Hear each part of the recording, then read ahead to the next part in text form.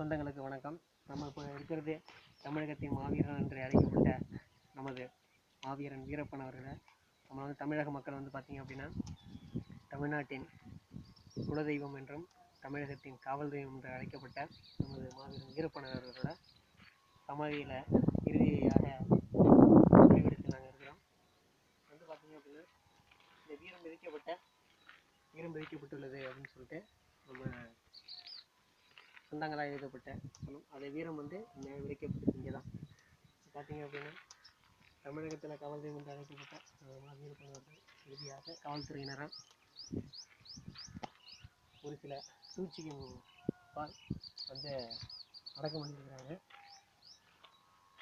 அத்தகைய நினைவிடத்தில் ரொம்ப நீண்ட நாள் சென்று நான் வந்து பார்க்கணுன்னு ரொம்ப நாள் ஆசை. இப்போ தான் வந்து பார்க்க முடிஞ்சுது. ரொம்ப சந்தோஷம். அது யார்? இது வந்து பார்த்தீங்க அப்படின்னா வீரப்பன் அவர்களோட அண்ணன் மகன். அது மற்றும் அவர் வந்து அங்கே உள்ள மறைவிடம்லாம் பார்த்தீங்க, இருப்பிடம் எல்லாம் பார்த்தீங்க அப்படின்னா அவங்களோட சொந்தங்கள், அவங்க தாத்தா அப்பா அவங்க வழி சொந்தங்கள் எல்லாத்தையும் அங்கே வந்து அடக்கம் பண்ணியிருக்காங்க. அது மட்டும் இல்லாமல் இங்கே ஒரு மணிமண்டபம் கட்டணும் அப்படின்னு சொல்லிட்டு இங்கே ஏற்பாடு பண்ணியிருக்கிறாங்க. கவர்மெண்ட் இடங்கிறதுனால இங்கே வந்து பார்த்தீங்க அப்படின்னா மணிமண்டபம் கட்டுறதுக்கு ஒரு சில தடங்கல்கள் கவர்மெண்ட்டாலேயும் சரி, மற்றபடி பொதுமக்கள் எல்லாம் இங்கே ஒருத்தவங்க விசாரித்து இங்கே இருக்கிறாங்க, இங்கேக்குள்ளே வாழ்கிறதும் அங்கே இருக்கிறவங்கள்ட்ட கேட்டோம். எல்லாமே வந்து பார்த்தீங்க அப்படின்னா காட்டுப்பகுதியாக தான் இருக்குது, மலையை சார்ந்த இடமா தான் இருக்குது. இங்கே வந்து கேட்டப்போ பொதுமக்கள் என்ன சொல்கிறாங்க அப்படின்னா இந்த இடத்துல வந்து ஒரு மணிமண்டபம் கட்டுறதுக்கு ஏற்பாடு பண்ணாங்க. அதாவது அவங்க மனைவி வீரப்பனாரின் மனைவி வந்து இங்கே மணிமண்டபம் கட்டான்னு சொல்லிட்டு ஏற்பாடு பண்ணாங்களாம்.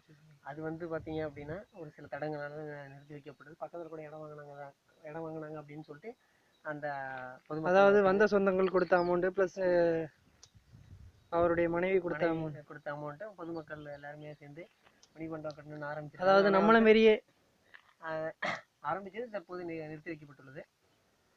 இதுவே இந்த இடத்துல வந்து பார்த்தீங்க அப்படின்னா ஒரு மணிமண்டபம் கட்டணும் அப்படிங்கிறது தான் என்னோட ஆசை. அதுக்காக தான் நான் வந்து இப்போ உங்கள்கிட்ட இந்த வீடியோஸை உங்களுக்காக பண்ணிக்கிறேன். சரி, இப்போ ஒரு ஐயா வந்து உங்கள்கிட்ட பேசியிருந்தாரு, அவர்கிட்ட ஒரு அமௌண்ட் கொடுத்தீங்க, அது எதுக்காக? அது அங்கே வந்து பார்த்தீங்க அப்படின்னா நம்ம வந்திருக்கிறோம், இந்த வீரப்பனரை பற்றிய தகவல்கள்லாம் சொன்னாங்க. இருந்தாலும் நம்மளால முடிஞ்சது, நம்மளை மாதிரி வந்து நிறைய பேர் வந்து இங்கே இந்த அமௌண்ட்லாம் நிறைய பேர் கொடுத்துட்டு போயிருக்கிறாங்களாமா.